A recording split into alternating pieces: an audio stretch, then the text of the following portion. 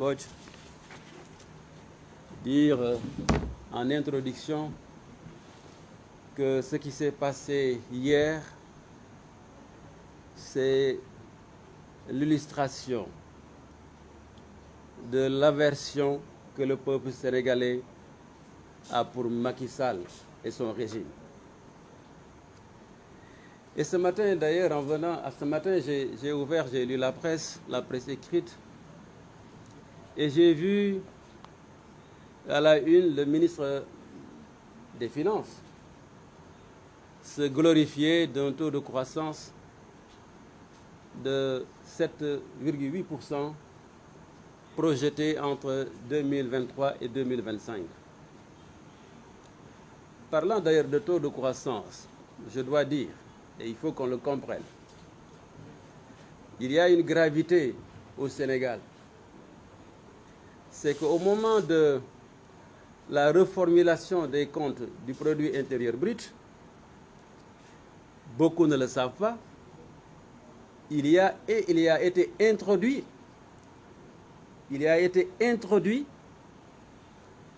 les activités des travailleurs du sexe, comme on le fait dans certains pays occidentaux, comme en Angleterre.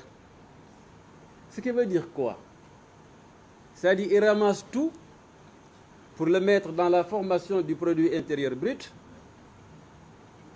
pour ne pas respecter le ratio de la dette fixé par l'UEMOA, qui est de 110%. C'est pour cela que vous constatez qu'au début, quand ils sont arrivés au pouvoir, rapidement, ils avaient atteint un taux de croissance, un taux d'endettement qui s'approchait du ratio de l'UEMOA.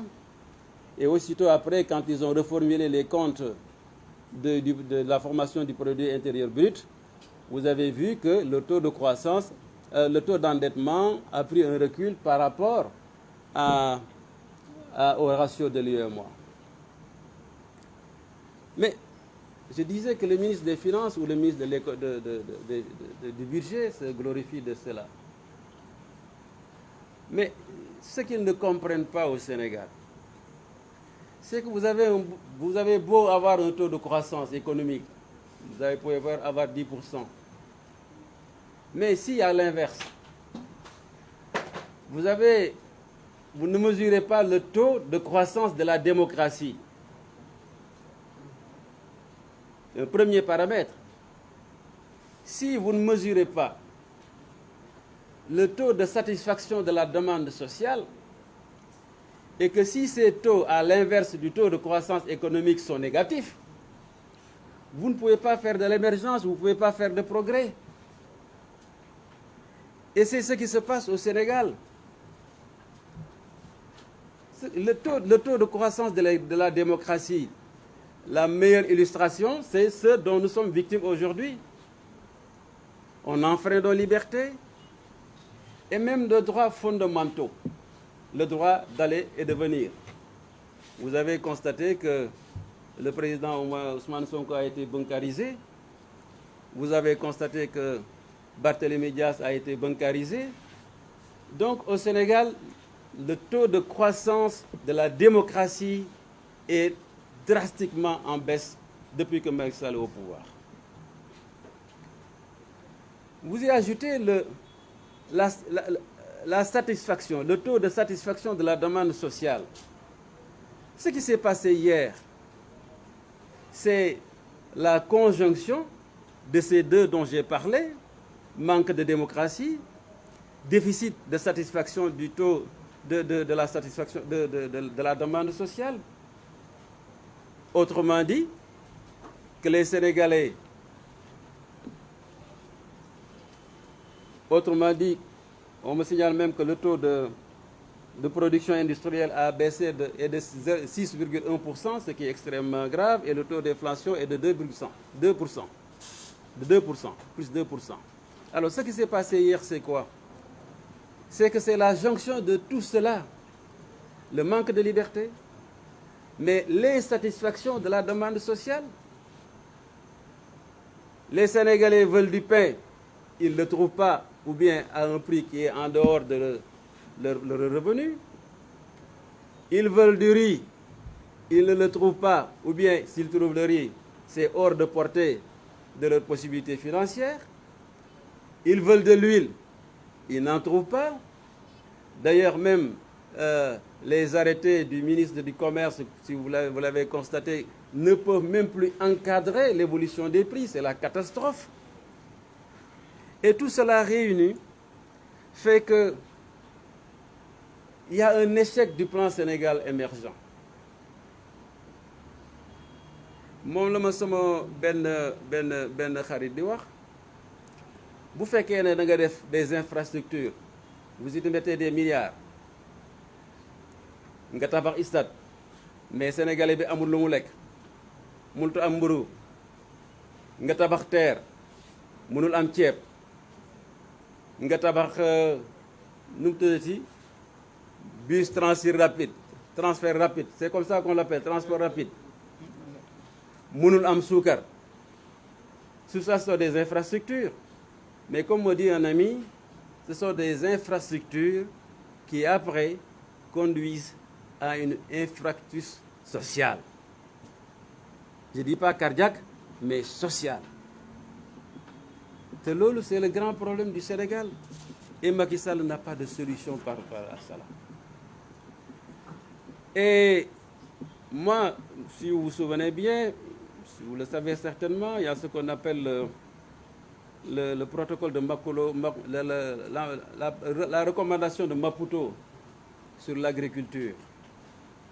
En 2002, j'étais ministre de l'Agriculture. Quand je suis allé à Maputo, à la conférence des ministres de l'Agriculture, il y avait Amara Essi, qui était le président intérimaire de la Commission de l'Union africaine à l'époque.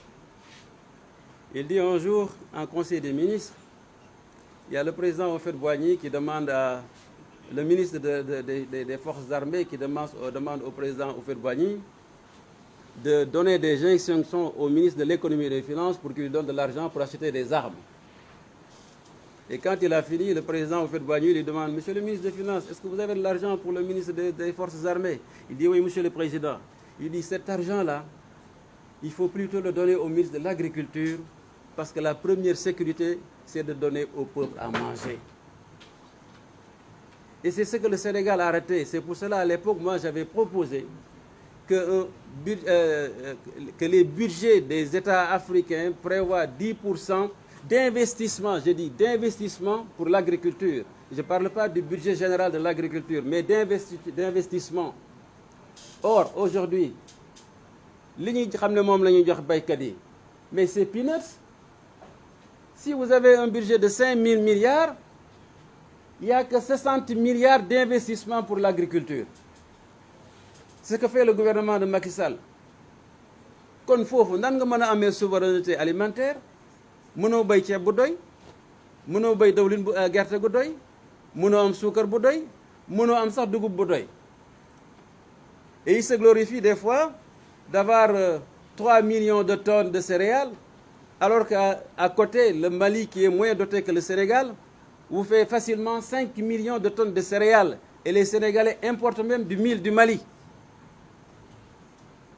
Si l'économie est aussi faible au niveau interne et qu'il n'y a aucune mesure qui est prise par le gouvernement pour protéger cette économie et la promouvoir, il est tout à fait normal quand il y a des situations internationales de cette nature, telles que la guerre de l'Ukraine, que le Sénégal soit exposé.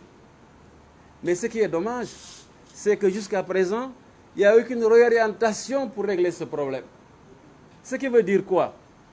Que tant que Macky Sall est mis jusqu'en 2024, les Sénégalais vont continuer à avoir ce même problème. Ceeb bi dana yok, dewlin bi dana yok, suukar bi dana yok, transport bi dana yok, du ci man dara te du ko mëna téye parce que lépp li loo xam ne suñu alal la jox na ko tubaab bi. Mooy TER, mooy BRT, etc. jox na ko Turquie, jox na ko tout ce qui est force extérieure au Sénégal. Donc foofu laa xam ne bëggoon naa ci wax tuuti askan wi li ci des ñu bay suñu xarit yi ñu mottali ko. Jërë ngeen jëf, maa leen sant bu baax merci.